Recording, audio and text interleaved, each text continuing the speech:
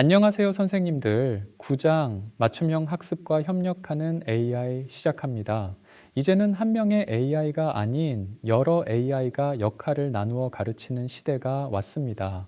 그래서 더 중요한 것은 누가 책임지는가를 명확히 해두는 일이죠. 이번 장에서 우리는 적응형 학습과 지식 추적, 그리고 여러 AI가 역할을 나누는 멀티 에이전트에 대해 알아볼 것입니다.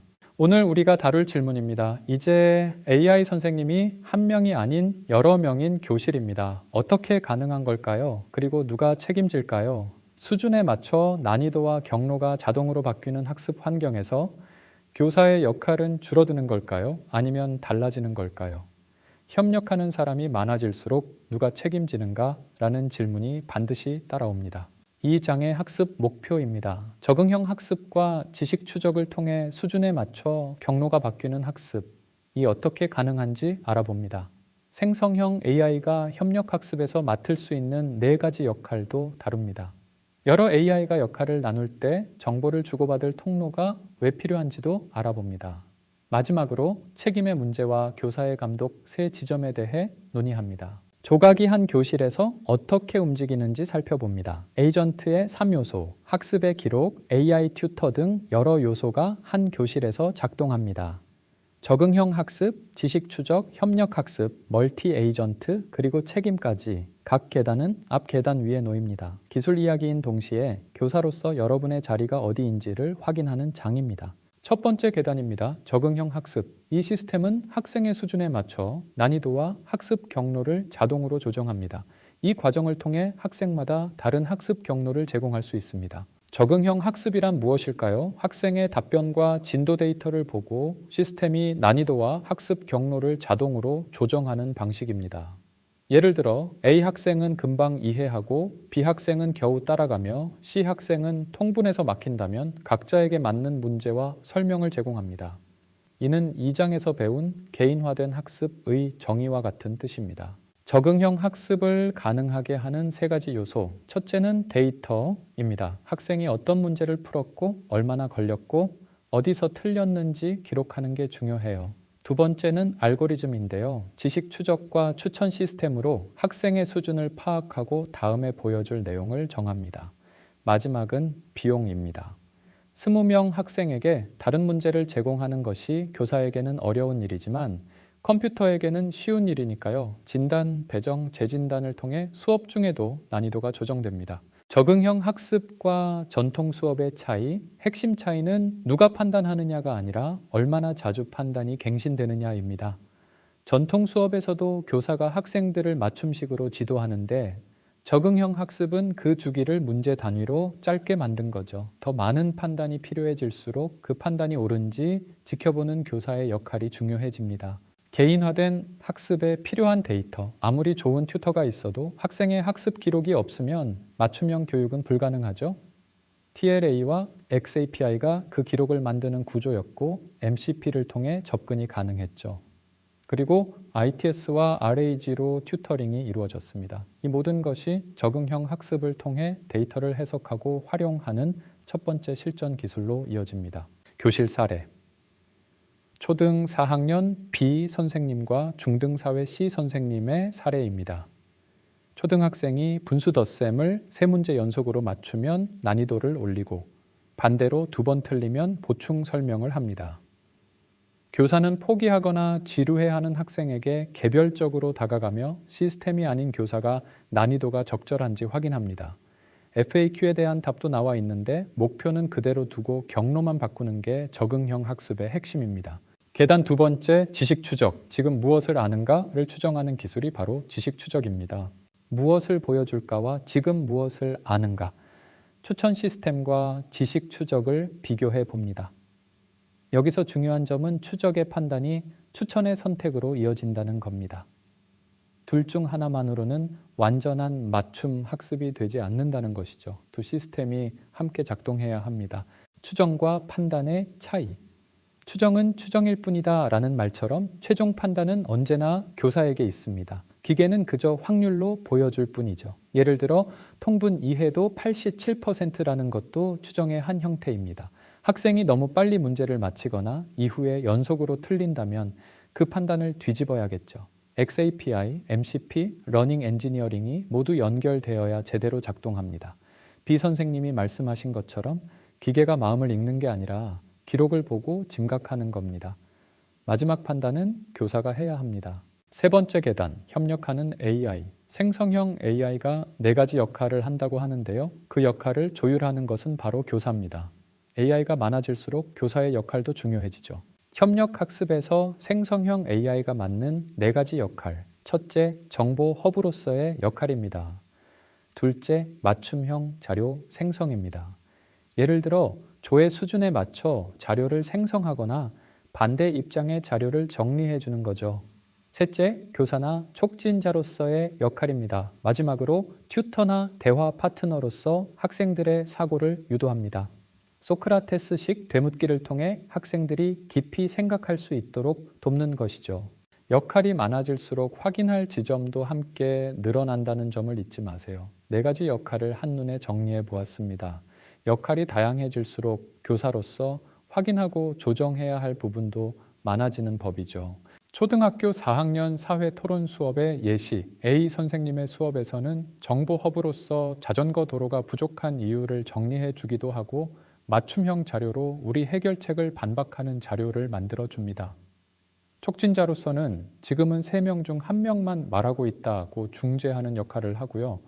튜터로서는 자전거 도로가 생기면 어떤 문제가 생길까? 와 같은 질문을 던집니다.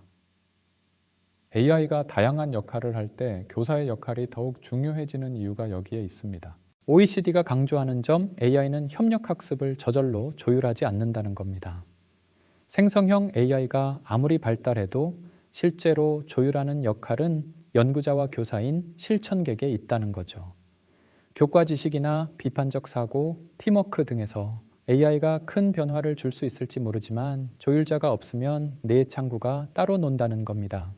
AI의 다양한 역할을 한 수업으로 묶는 사람은 여전히 교사라는 사실을 기억해야 합니다. 네 번째 계단, 멀티 에이전트, 여러 AI가 각기 다른 역할을 나눠 가르치는 환경을 말합니다. 여기서 중요한 통로가 바로 A2A, 즉 에이전트 간의 연결입니다.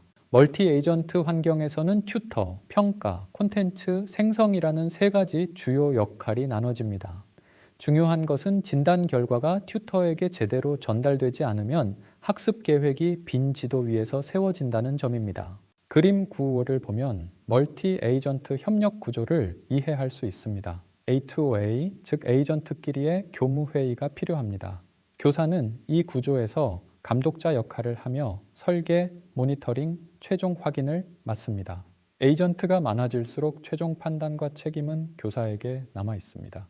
A2A가 없으면 어떤 일이 벌어질까요? 정보 단절, 같은 일 반복, 모순된 지시가 생길 수 있습니다. 예를 들어 평가의 진단을 튜터가 모르면 학생에게 혼란이 생기겠죠. 핵심 질문은 AI의 개수가 아니라 의견 충돌을 누가 어떤 규칙으로 중재하는가입니다. OECD가 그린 시나리오, 제안하는 AI와 비판하는 AI, 그리고 중재하는 인간이 있습니다. 예를 들어 축제 개최의 긍정적 효과와 부정적 효과를 판단해야 할 때 학생들이 어느 근거가 더 설득력 있는지 판단하도록 돕는 겁니다. 중요한 건 에이전트가 학생을 압도하거나 해롭게 모순되지 않도록 설계해야 한다는 것이죠. 실패를 막을 사람은 시스템 안에 없기에 다음 계단인 책임 이야기로 이어갑니다. 마지막 계단, 책임의 문제. 여러 AI가 함께 일할수록 책임의 답은 더욱 분명해진다는 점입니다.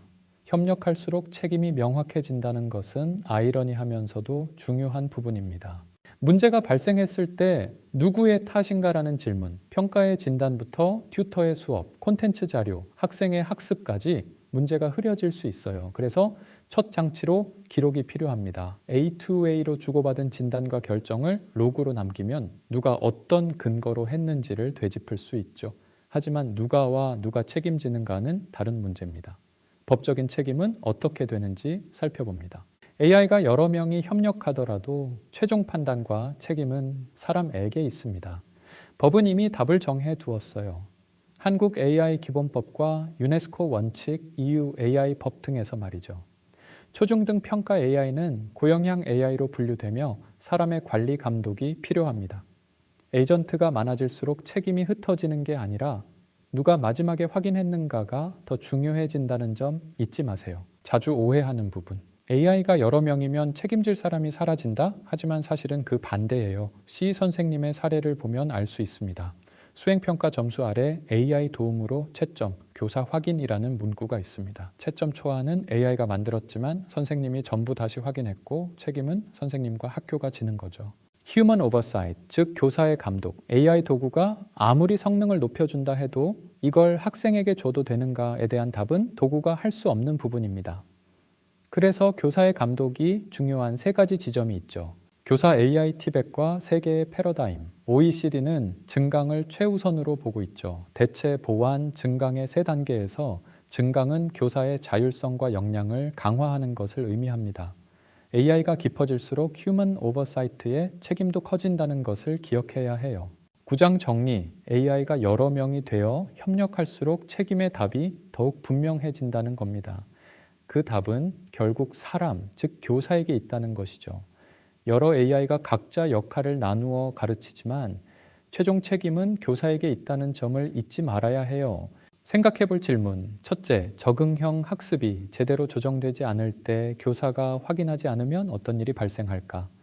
둘째, 우리 반의 조별 활동에 생성형 AI의 4가지 역할 중 하나를 쓴다면 어떤 부분에서 교사가 조율자로서 지켜봐야 할지. 세 번째 질문. 에이전트가 3명이 협력하는 수업을 상상해 보세요.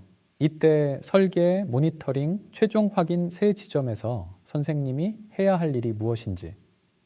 네 번째 질문은 평가 에이전트가 내린 진단 중 교사가 반드시 다시 확인해야 하는 지점을 설계, 모니터링, 최종 확인 중 하나로 골라볼 수 있는가. 다섯 번째, 정보 단절로 인해 같은 일이 반복되거나 다른 지시가 내려간 경험이 있는지를 묻는 질문입니다. 그때 문제를 어떻게 해결했는지도 생각해 보세요. 부록 2 실천 항목. AI 도구를 검토할 때 맡길 일과 맡기지 않을 일을 구분하는 체크리스트를 활용해 보세요.